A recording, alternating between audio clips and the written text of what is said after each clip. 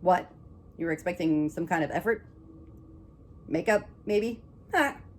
Not today, Satan. And yes, these are footy pajamas. Ask me if I care. Go on. On this? Nah, don't worry about it. That'll be in the next video. Hi everyone, I'm Kayla with McNerdy Costumes and Props, and welcome back. This video is part of a collaboration with my fellow CosTubers, and if you're interested, there will be a link in the description down below. It's my last box of Girl Scout cookies. This video is also sponsored by... I just need an easy win.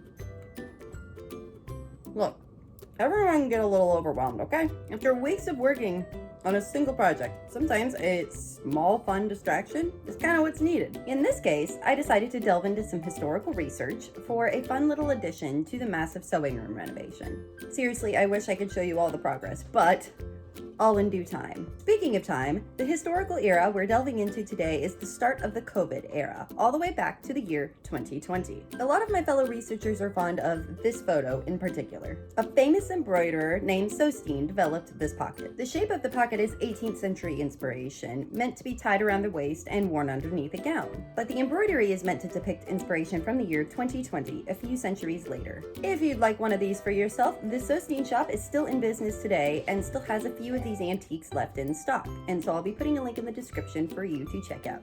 In fact, there were a lot of different items that featured this particular design back in the COVID era. So my next challenge is, what was this thing? So attached to a lot of the extant photos, I've seen the words 2020 was a dumpster fire. Through my research on Wikipedia, because is there even really any other reliable source?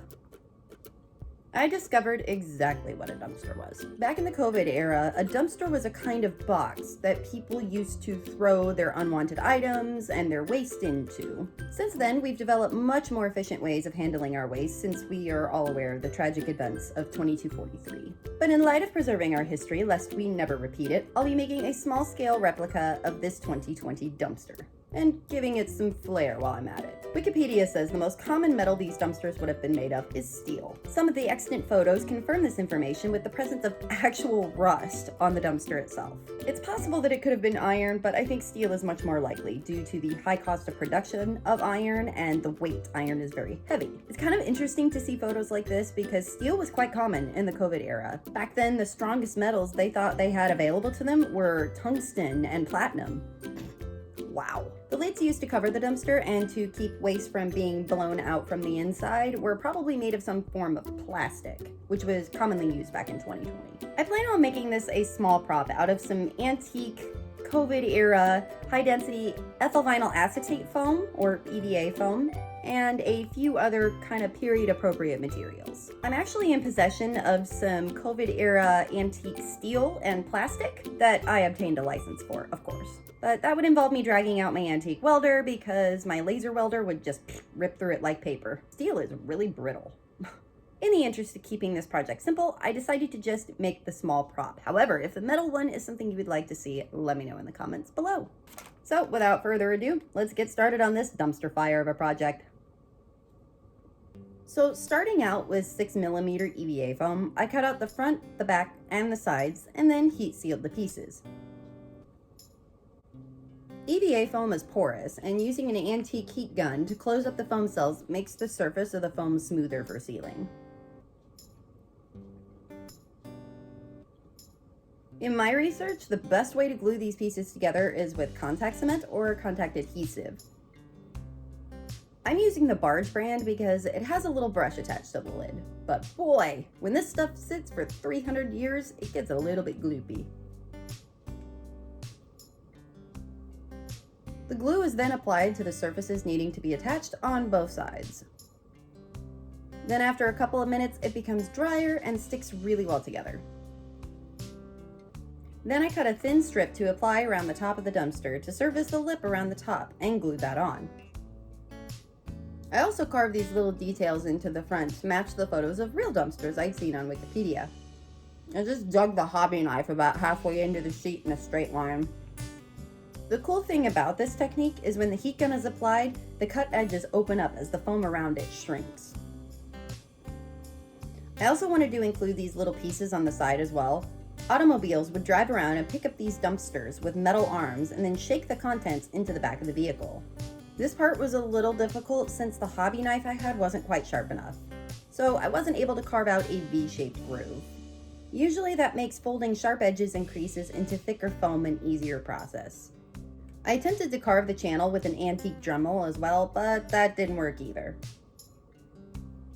So I just chucked my urge to make things the right way in the fuck it bucket. I applied some glue and smashed the crap out of it into the right shape. Not perfect, but it gets the job done.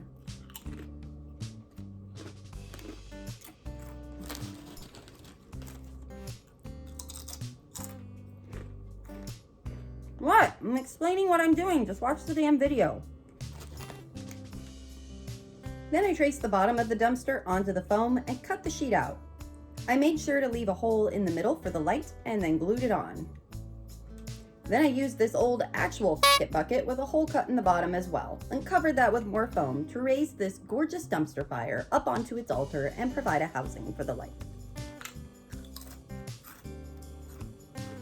I wanted to include the fact that this was an actual 2020 vintage replica in the design. So in true fuck-it COVID era fashion, I freehanded the numbers onto 2mm craft foam and glued them on in the most haphazard and OCD triggering way. You're welcome. At this point, I should have taken the sanding drum on my Dremel and smoothed out the pieces along the top and the seal lines, and then filled the seams and gaps with quick seal to smooth them out. But I sealed the whole thing with a layer of polyvinyl acetate or PVA glue to provide a paintable surface. I used the dry brushing method you've seen me do a billion times of the darker silver followed by the lighter silver. The dumpsters in extant photos are usually painted a bright color to, I guess, create good feelings about the garbage. So I chose this lovely blue and smeared it all over the top, making sure to highlight the 2020 numbers with silver so they popped. Then it was time to install the light. I managed to find this COVID-era LED light that flickers like flames because I don't want to actually set this thing on fire.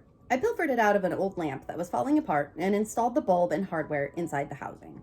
Before I show off the finished project, I just wanted to say thanks to my patrons and to my coffee donors. Kofi? Coffee?